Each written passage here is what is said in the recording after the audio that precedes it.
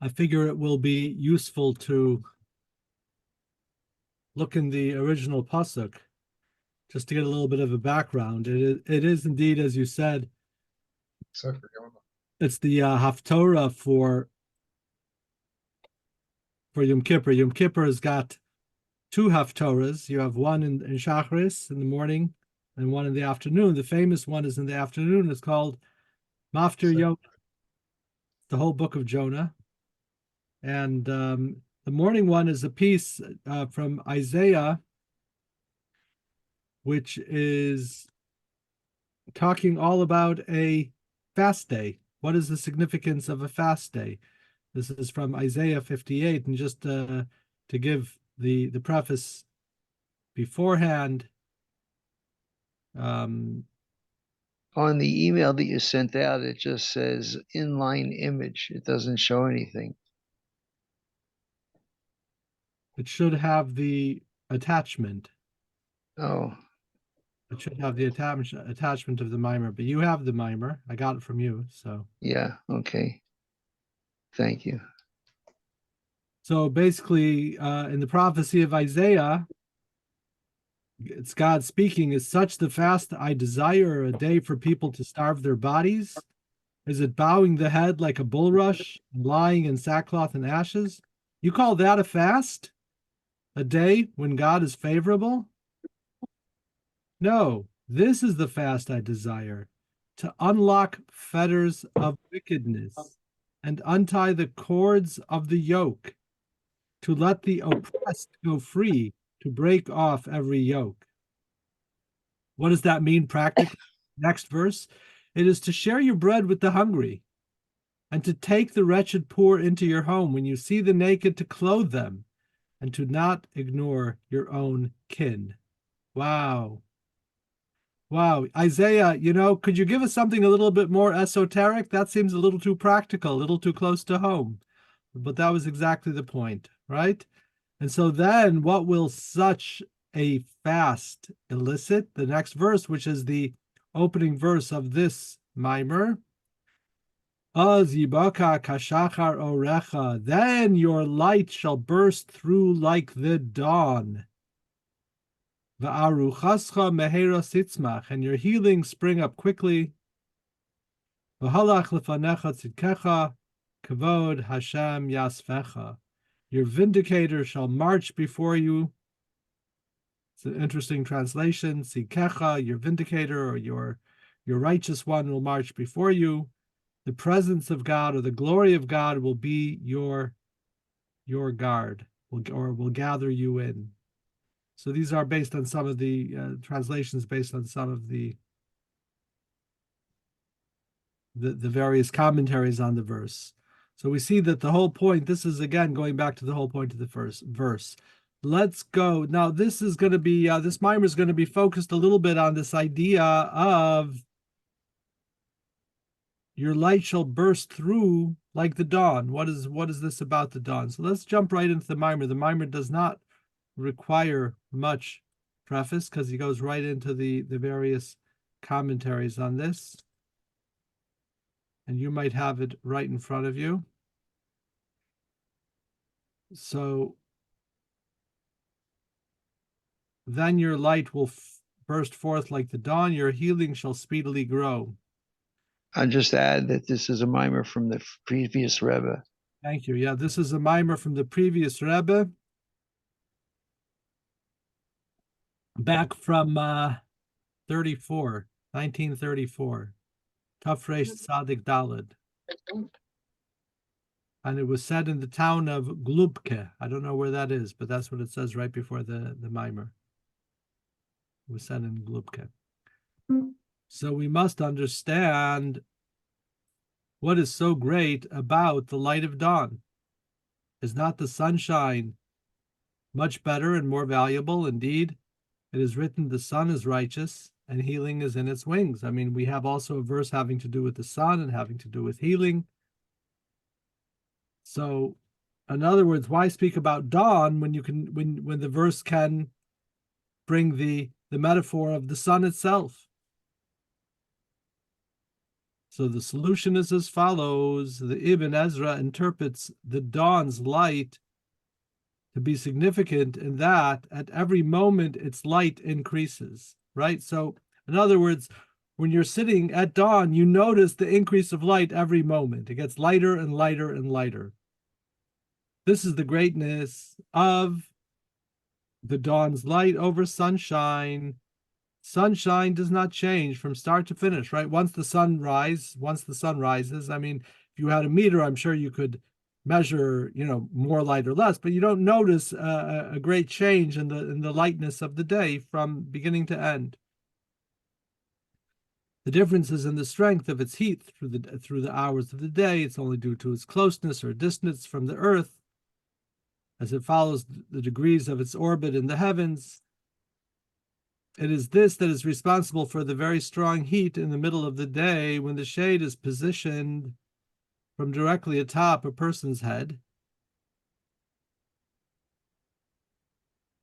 But as to the tendency of sunlight itself, there's no difference from the time it starts to shine till the culmination of its setting. So regarding the light, the illumination, there's not a difference.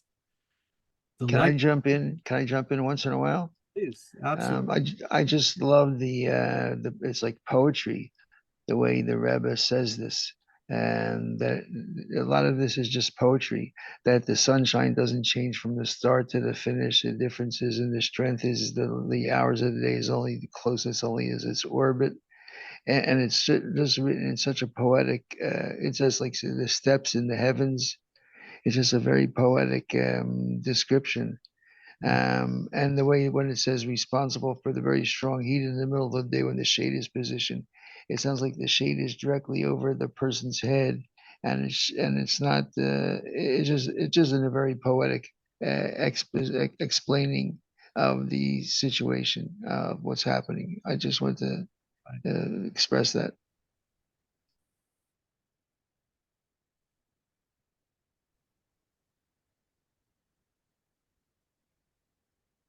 So the light of dawn, however, increases every second, right? So there, in terms of the illumination at dawn, we notice the change in the light from moment to moment. If I may, he's really focusing on it's no difference in what Hashem is providing. It's our perspective that is constantly changing. Yes, yes, very much so. And as we will see that when we're talking about dawn, what we're really talking about is the interaction of the light breaking through the darkness, right? And in our own life as well, the perception of the light that breaks through the darkness having to do that the work and shall we say, the struggle that we have of bringing the light through the darkness. Rabbi, Please. I apologize. I think this is really very poetic, as David's saying. It really is. And I just want to ask something because I'm not familiar with how things were interpreted in more during the time of the Tanaim and so forth. But did they believe that the earth was flat in those days? Not at all. Because it took, I think, was it Copernicus or somebody to say that the earth was round, I think. That's actually not exactly true. I see. That's not exact. That's the perception. That's what we're kind of taught in elementary school, and to kind of give a shout out to modern science and how science. But you already have from thousands of years ago the knowledge that of the roundness of the earth. Maybe it was lost in some areas in Christian science, the science that occurred during the Dark Ages. I don't know, but certainly there was ancient knowledge that the earth was round. You have even diagrams of. Because it seems to me that even the Rebbe, this previous Rebbe, by explaining this the way it's being explained, it seems to me as though it's more miraculous than it actually is. You know what I'm saying? Because obviously, did he have a concept of the orbit and the way the Earth moves, around the sun. I mean, I'm just trying to. Right. Okay. Yeah, it keeps doing that. There's another. Every minute it does that is a miracle. No, it's a miracle in itself, and I agree with that, but I was just curious to know if they had an understanding of the way, the orbits, how things work. The Gemara has calculations closer to pi than pi is in terms of doing all kinds of astronomical calculations and things like that. We were way ahead of a lot of other people. It's probably the way its laptop screen is set up. So, to answer your question, so there was a mention here, the idea of the sun orbiting the Earth. I could give you the easy answer to just move on with the class, but I'll tell you the truth of the matter. So the Talmud in Pesachim does say, so that's what Copernicus, so to speak, discovered. You're right, was that the Earth orbits the sun and not vice versa. That was the big Copernican discovery. Physically. Right? However, the Talmud states otherwise, and in Jewish, in rabbinic literature, we continue on with the idea of the sun orbiting the Earth, the geocentric model, which was the previous Ptolemaic model. Now, there's no need to discuss it here. The previous Rebbe who wrote this in 1934 was well aware of Ptolemy and Copernicus, and he was aware. He's going along with what how the Talmud sees it. Now, could it be that this really isn't a place for getting into it. The Rebbe definitely held strongly that, the Rebbe who had a very strong science background and knowledge was, that Yeah, I was just saying that, there had to be apparatuses in order to determine this. And, and I was just wondering if they took all this into account when this was being said. I know it's more on a secular, right, talking on a secular level, but on the other hand, the miraculous, all this, this being so miraculous, there had to be some kind of an apparatus that would make it possible for them to see the why it's miraculous. In other words, Yeah. So there definitely was tremendous knowledge. The great Talmudic scholar Shmuel, who was the colleague of Rav, the founding rabbis of the Talmud, what we call the Talmud Bavli. So he said that he knew the pathways of the skies like he knew the back of his hand. So they were very knowledgeable. But let's get back to the Maimon. Okay. The Maimon here is not going to be astronomical at all. It's going to be simply talking about this burst of light that we call dawn. And let's see what the questions that Rebbe asks and the approach that this is again the previous Rebbe authored this. So to understand all of this, okay, so this then is the meaning of then your light will burst forth like the dawn. It is light that breaks through. So we're talking about a breakthrough, right? So you could have the light during the day. The light during the day is all very, very good and fine. Of course, we love it, but we're talking about a breakthrough, right? And a breakthrough is something that's very different. To understand all of this as it pertains to the service of man's soul. So to understand how this applies to us on a personal level, the statement, when your light will burst forth like the dawn, right? Your light, az yibaka kashachar orecha, your light will burst forth like the dawn. So what causes that?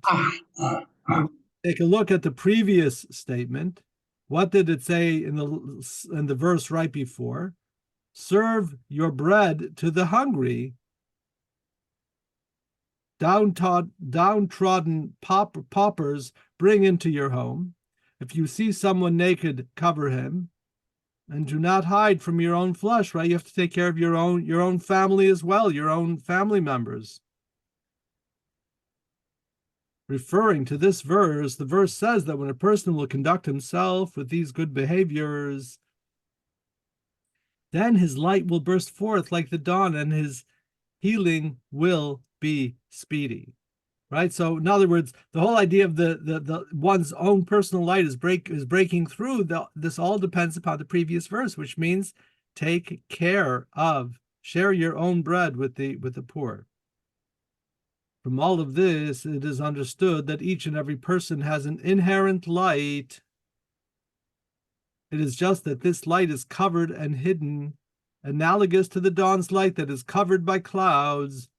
Only by positive action and virtuous behaviors, as is understood from the four aspects of giving bread to the hungry, hosting downtrodden paupers, dressing the naked, and not hiding from one's own flesh. From these four approaches, then one's own light will be revealed as the light of dawn breaks through the clouds.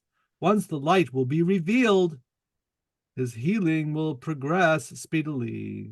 Okay, so clear. So now we have an understanding. The approach that the Rebbe is taking here in the verses, which is very much really just a simple understanding of what the verses are saying. Right? You're going to take care of the poor.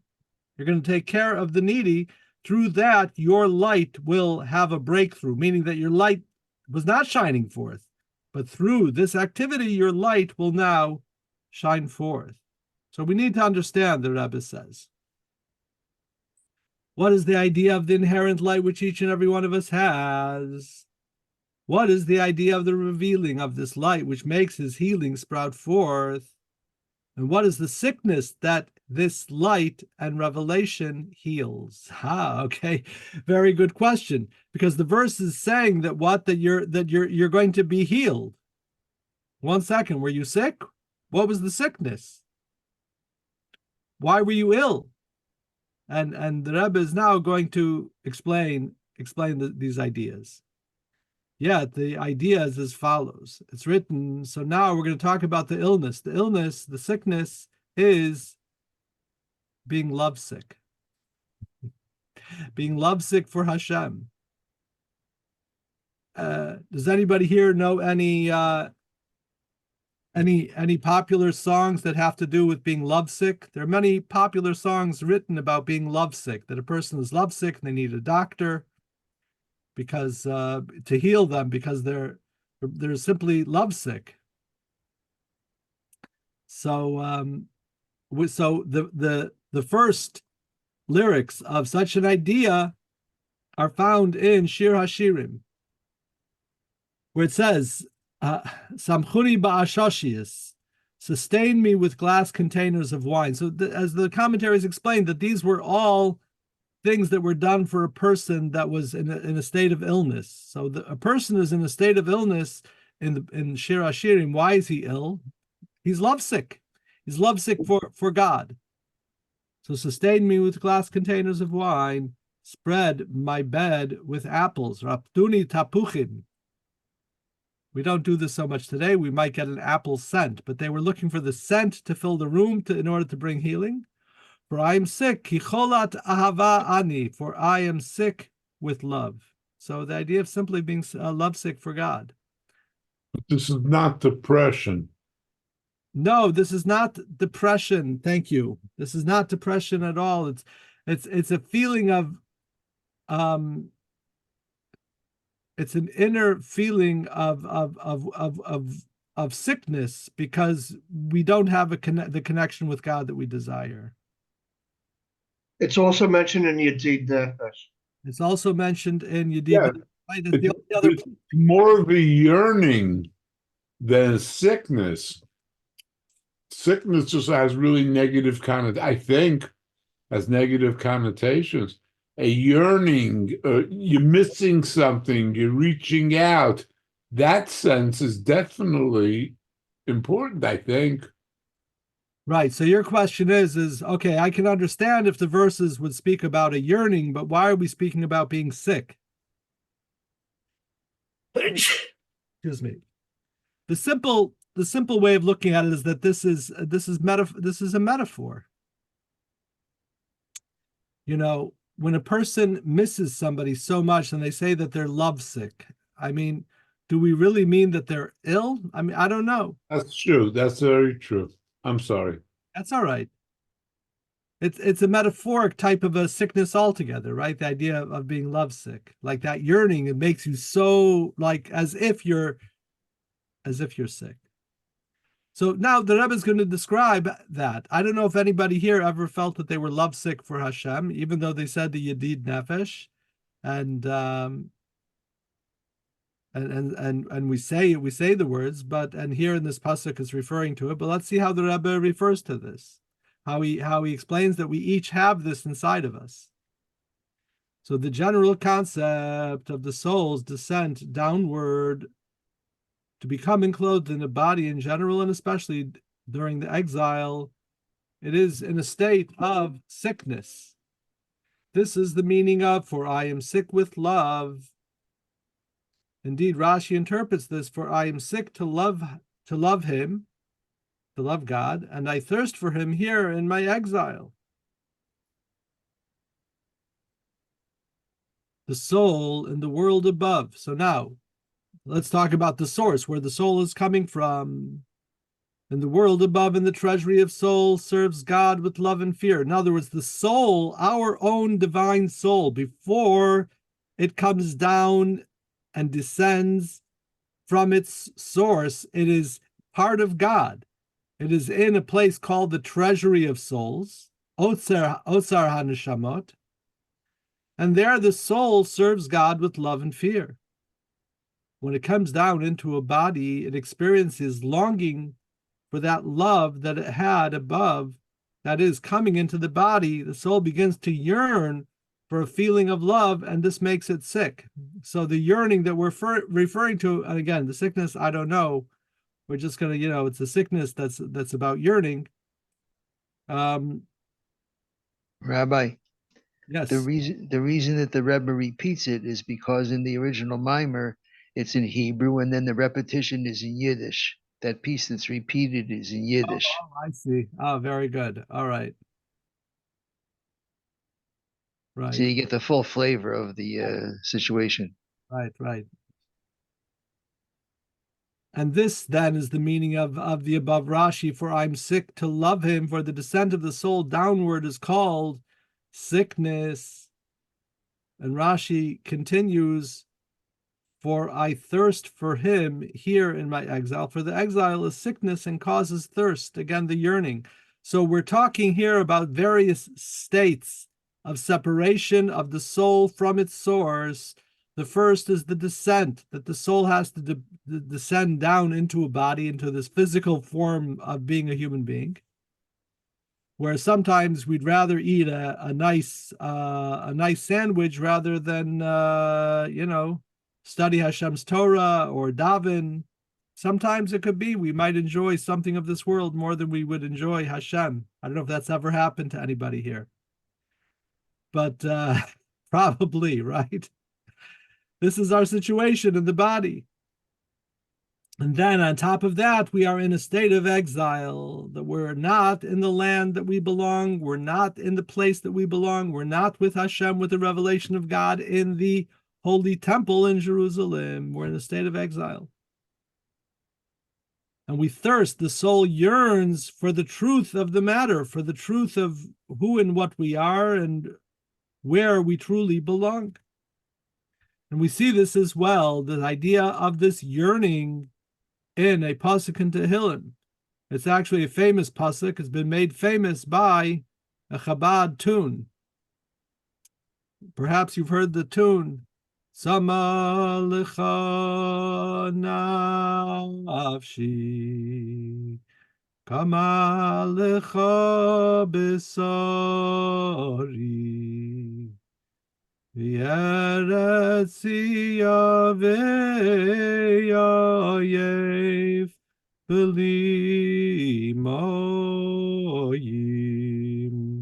a beautiful tune, a haunting melody, where you hear the yearning of what these verses what the verse is saying, right? That is, Sama lecha nafshi, my soul thirsts for you.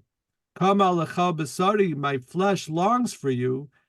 Be'eretz tzia v'ayev bli mayim, in a parched and tired land without water. Wow, such a beautiful yearning for Hashem put forth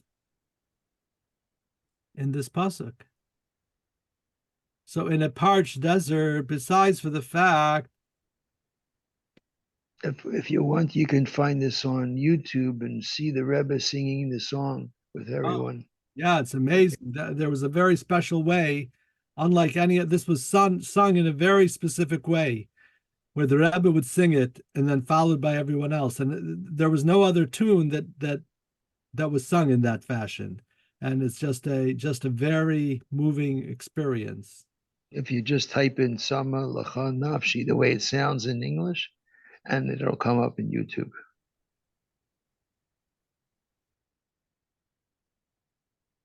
So in a parched desert, beside for the fact that walking in a barren desert is much more arduous than in a populated place. Additionally, there is very great thirst there.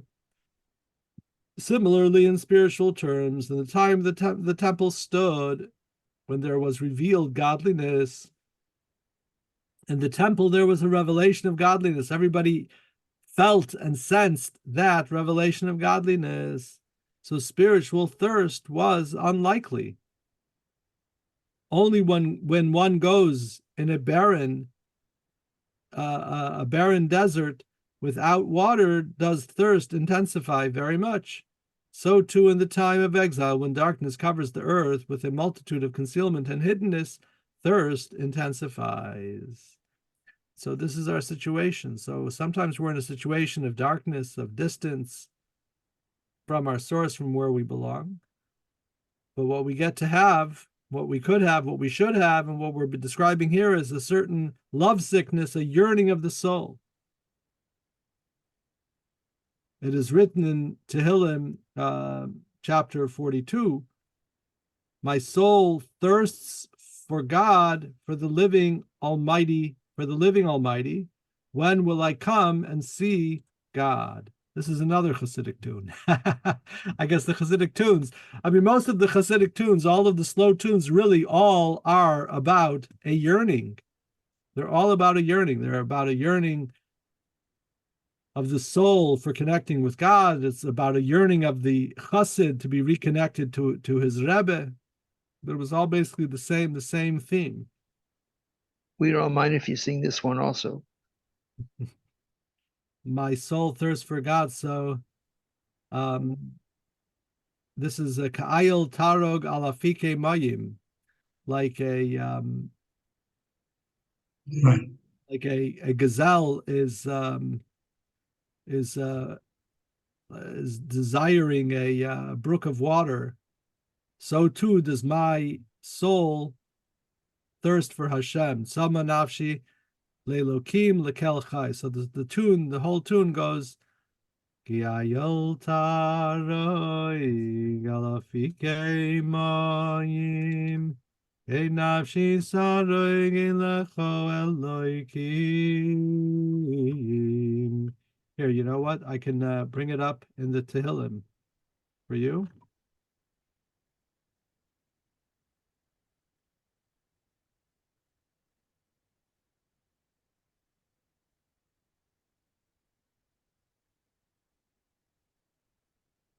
Yeah, there's the other Tzama, which is there are different types of yearning.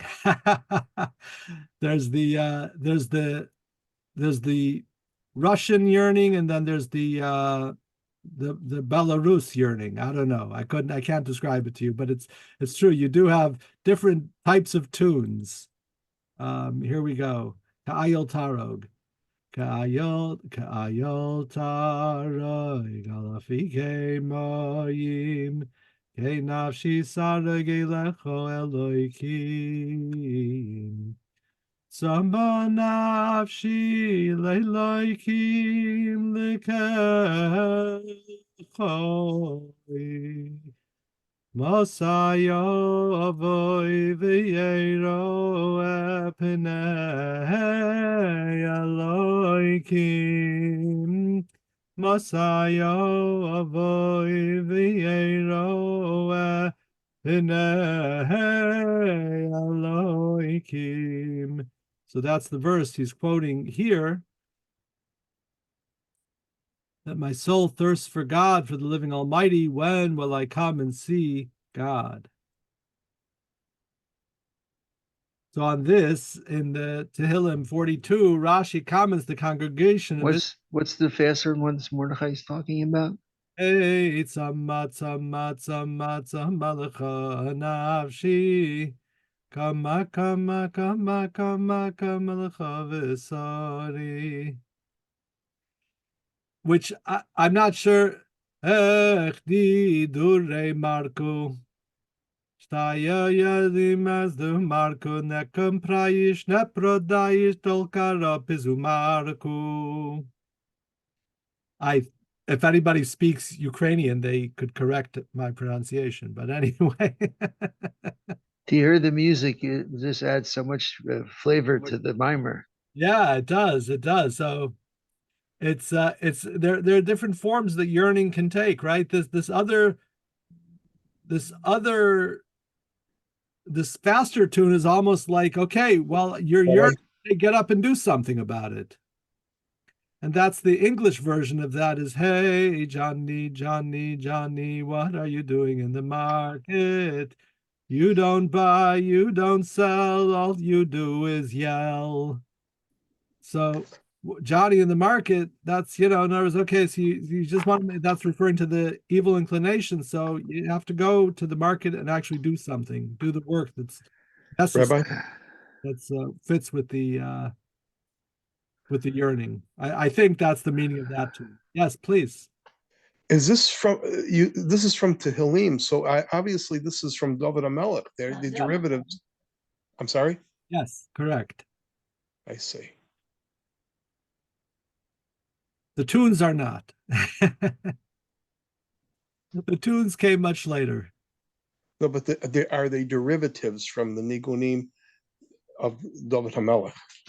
The tunes, so many Jewish tunes are taking the words of David HaMelech. We don't know the original tunes that David HaMelech sang. So it takes the words, the lyrics, and composes a melody to match the words. I see. Thank you. I mean, this is, so many Jewish songs are like that, like Hoshia Samecha. Also, the words are from David HaMelech. So many. All right. So now back to the mimer. It's good to have a musical interlude. Very, very. Rabbi. Yes, please, Reb David. When we would give over the mimer in shul, as a preface, we would be singing the gunim, and we would sing those nigunim to preface the mimer. Ah, very good. Samalcha nafshi, Right. especially. Kyle Taro, yeah. So it's written, my soul thirsts for God, for the living Almighty. When will I come and see God? On this, Rashi comments, the congregation of Israel says this in exile. In the Medrash Socher Tov is one of the Midrashim on Tehillim. It says, Israel said to him, to God, Master of the universe, when will you return to us the glory that we used to ascend on our annual 3 pilgrimages, and we would see the divine presence? And so that's the Shalosh Regalim. The Shalosh Regalim, we know, are the 3 holidays of Passover, of Pesach, Shavuos, and Sukkot. And these were times where it was a mitzvah for all Jewish men to ascend to Jerusalem, and they would bring a special korban, the korban re'iyah, the korban of seeing, to see and to be seen, as it's brought in the Chumash in Parshas Re'eh. Interestingly, I think it's the end of Parshas Re'eh. So So they would be seen by God, by the divine presence, and they would perceive, in other words, the divine presence. And this is in this pasuk, in this verse in Tehillim 42:3. When will I come and see? Masai Ava, when will I come? Ve'era'eh. I think this might be maybe. It's interesting because in the Hebrew, Masai Ava, when will I come? Ve'era and be seen, Pnei Elokim, by the face of God. So I don't know if it's to see God or to be seen by God in the verse, but either way, both are correct. Indeed, all instances of exile are related to Egypt. So now we're going to go back to the exile paradigm, which hides and conceals our ability to see God. So all exiles are related to Egypt, to Mitzrayim. The word Mitzrayim itself is a form of Meitzar, which means constraint and limitation. This is why it states regarding the blessing God promises the Jews for keeping the Torah. What does it say? God will remove all illness from you, all bad disease of Egypt, of Mitzrayim, right? This is in Parshas B'Shalach, after they cross through. It says, Kol hamachla asher samti b'Mitzrayim lo asim alecha. All of the illness that I put upon Egypt, I will not put upon you. What is the idea of the illness of Egypt? For Mitzrayim is constraint and limitation. And hence, the diseases of Mitzrayim are a reference to the illness, the pain, God spare us, that comes from the constraints and limitations of the body and animalistic soul, which is the intellectual soul that associates with worldly matters. The worldly intellectual soul, its whole interest is to but think of thoughts of materialistic and animalistic pleasures. So basically, these are the constraints that we are living in inside of our physical body and our metaphysical or non-physical souls that are about seeking pleasure. In physicality too, there exists some refined and lofty pleasures. For instance, the pleasures in intellect and understanding. One who understands a particular intellectual concept, not to mention if he himself thought and came up with the concept, in which case he enjoys it tremendously, right? If you come to a realization of something, not even necessarily in Torah, if you figure out a riddle, right? You have a tainug, you have an enjoyment. Rather, even someone who understands a particular concept of intellect, something you didn't understand and now you go, aha, the light bulb goes off and you understand it. You take great pleasure in this, and this is going to be more of a more refined kind of a pleasure. Another example is the pleasure of song and melody, which brings to the inspiration of excitement of the soul. That is, it moves a person and brings him to a lofty and refined state of feeling, so that, for the moment, he rises above the materialistic and animalistic mode of living. So I don't know if this is referring to what type of song. I mean, I would say that Chassidic, listening to moving Chassidic tunes, is maybe at a higher level. This might be even ordinary tunes that just make a person happier and is able to allow them to transcend the physical of the world. Rabbi, Mm-hmm. I'm looking at the translation in 42:3. We were saying does it be see or be seen? Uh-huh. So this is in the Kahas, the book of Tehillim, and it says, "When will I come and behold the countenance of God?" Okay. So it seems to say like see, Right. Okay. behold the countenance. It doesn't use the word see, but it says Right. behold the countenance. Interesting. There must be a good reason for that. Another place it says behold, it says appear. Appear before God. Right. That's the normal translation of Eira'eh is to appear before Hashem. In other words, what does appear mean? To be seen by Hashem. That's the Hebrew, is Eira'eh, to appear before Hashem. Okay. Anyway, I'm sure there are different reasons for the different translations. We're going to move on, though. Thank you.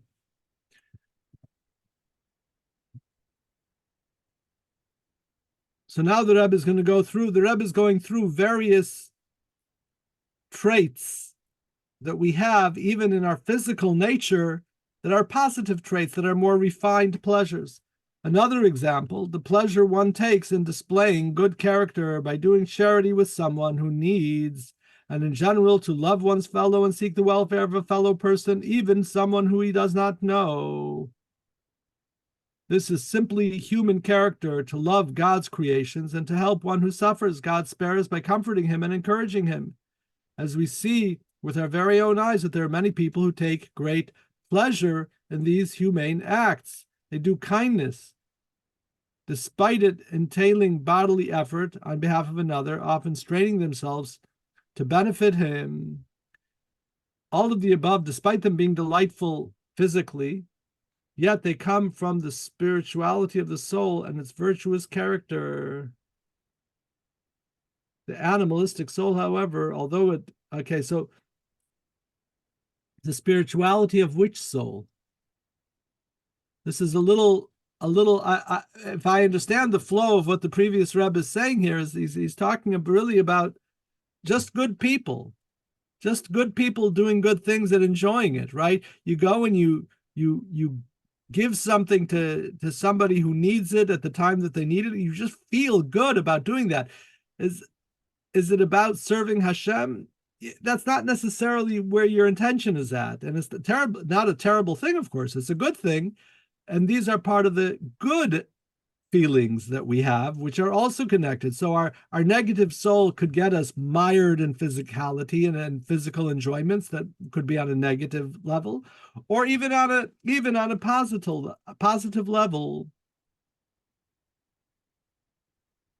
So he explains here that the animalistic soul, however, although it too contains intellect, which is the difference between the evil inclination and the animalistic soul. This is very interesting because, in Chassidus, in Chassidic philosophy, the Alter Rebbe talks in the book of Tanya always about the nefesh habahamis, the animal soul. And he does not use the word Yetzer Hara.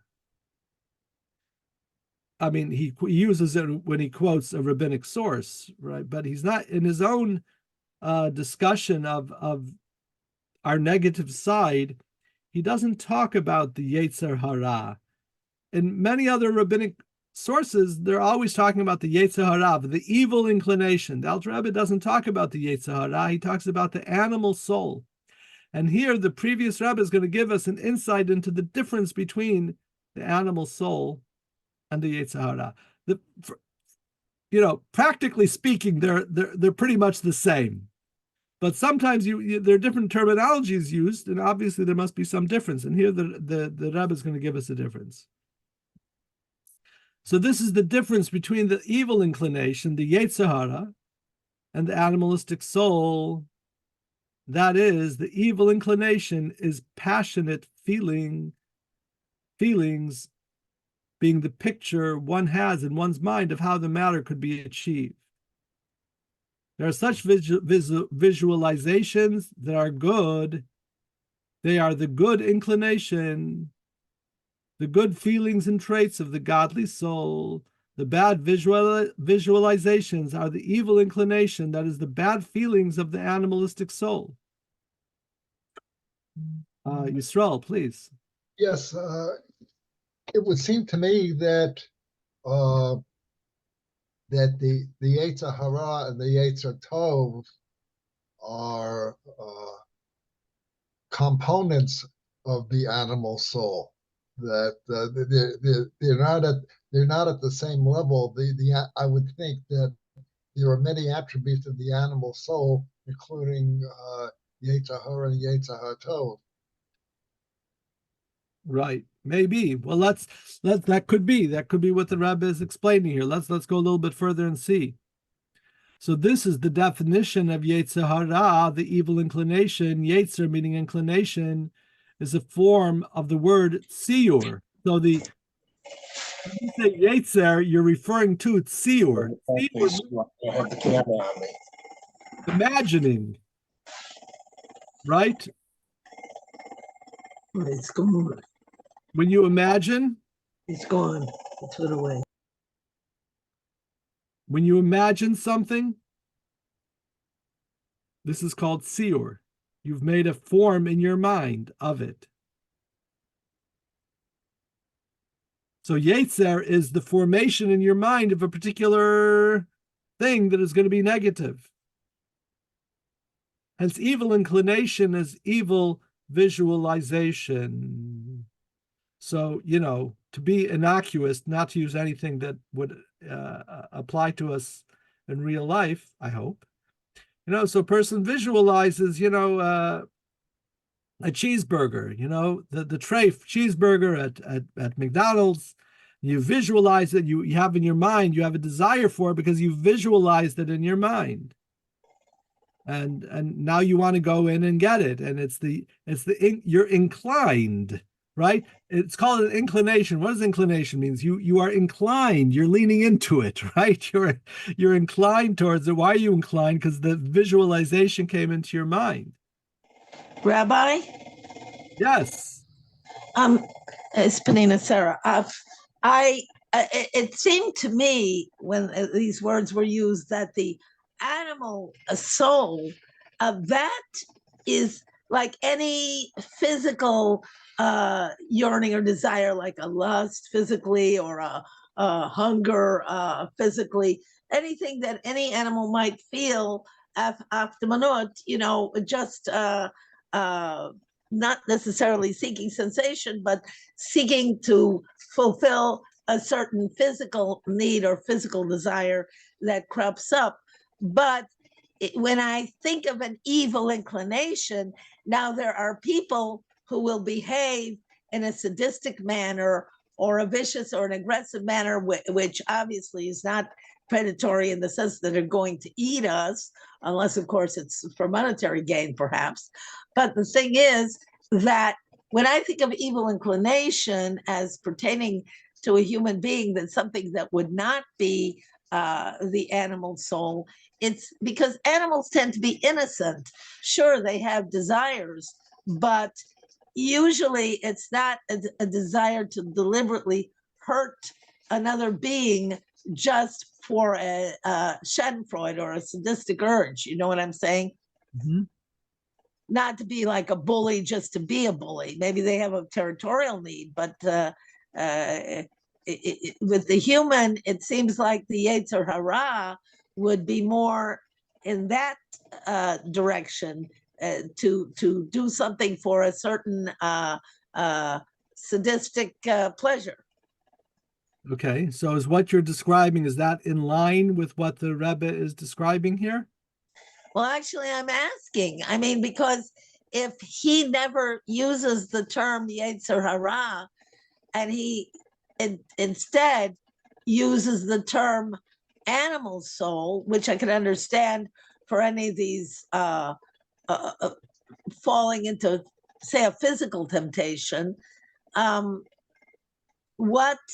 how would he make the distinction between that and between somebody who's like deliberately trying to hurt someone else just for the nasty sadistic pleasure it seems they get out of doing so?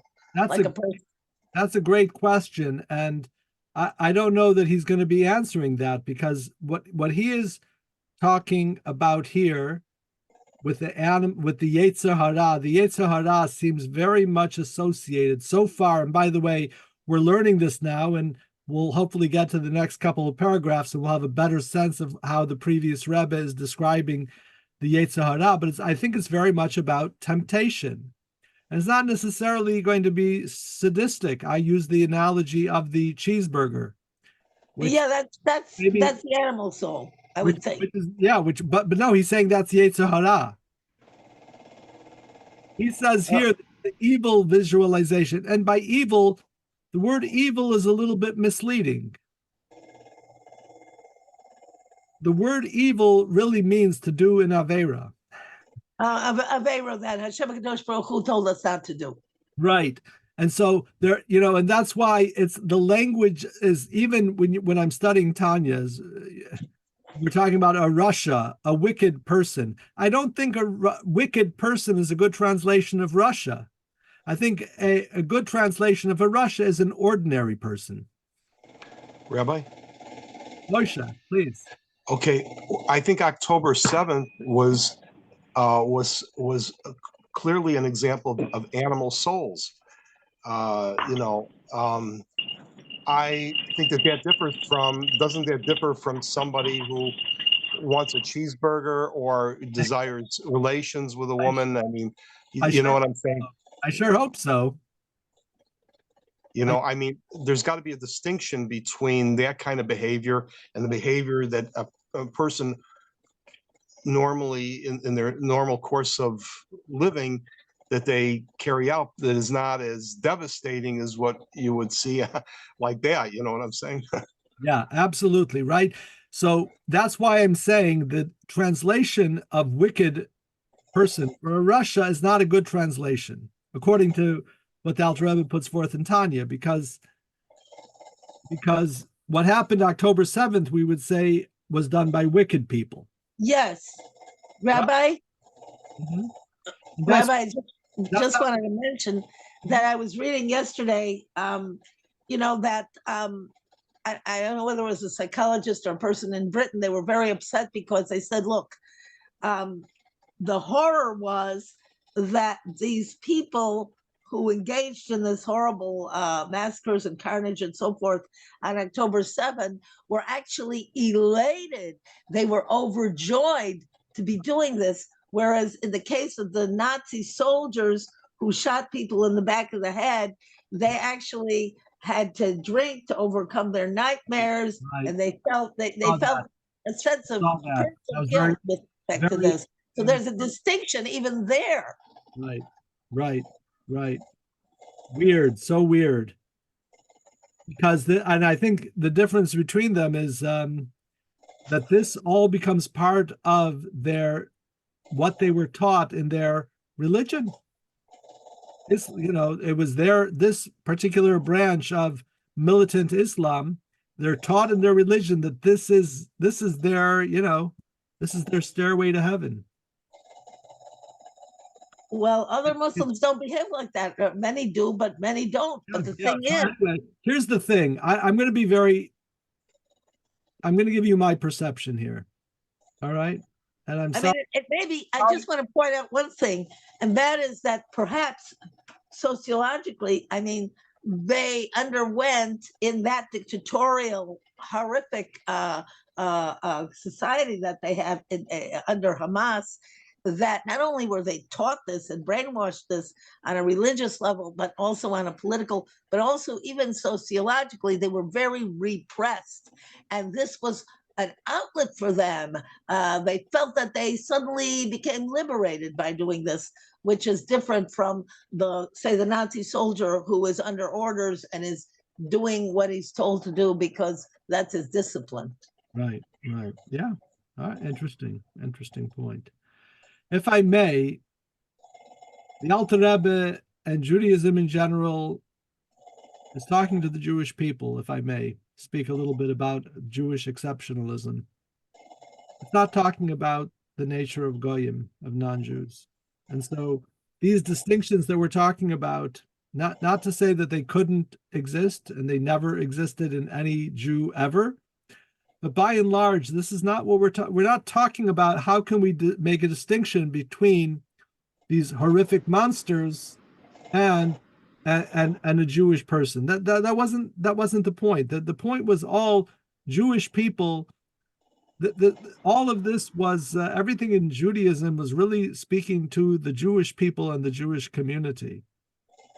And so, if the rabbi got up to any Jewish community and anywhere in the world and said, really, I need to speak to you people about not going and killing innocent people, you think that the rabbi was off of his rocker, right?